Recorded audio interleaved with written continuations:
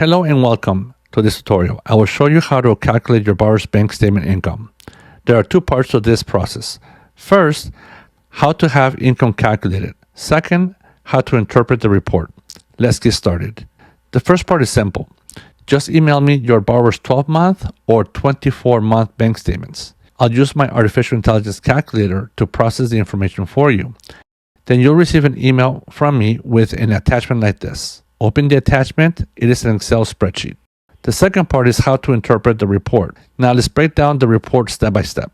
When you open the report, the first section to check is the borrower's loan information. Here you'll see account holder's name and other key details. Next, review the deposit section. This table shows what deposits are included or excluded in the calculations. If there are any deposits you want included, you'll need to verify and prove that they're business related.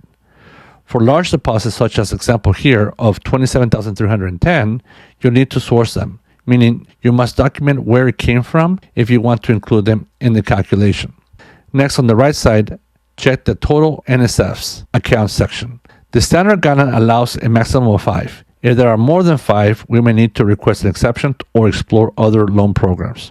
Now scroll further down to the right until you see these tables. And now looking at guideline expense factor, it should be at a standard of 50%. Next, review the borrower's ownership of the business. Make sure that the ownership percentage is correct. In this example, it's set at 100%. The minimum ownership to qualify is 25%. This will change the income that you can use for the borrower. Now check the qualifying expense factor, monthly income field. In this example, it shows $15,326. This amount is what you will use as the borrower's monthly income to calculate the DTI, debt to income ratio. In the event that it's not enough to qualify, then what you do is get a letter from a CPA or a licensed tax preparer, and on the next column called CPA licensed tax preparer expense factor, after calculation, go ahead and enter the correct amount. In this example, is 20%. Now the income went from $15,326 to now $24,521. This will be the income that you will use for your application, if this will help your borrower qualify.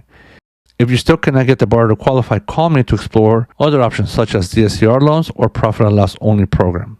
If you have any questions or scenarios or anything you want to discuss, go ahead and call me at 951-751-6810 or email me at sauciello@landlord.com. Thank you for your time, and I'll see you in the next tutorial.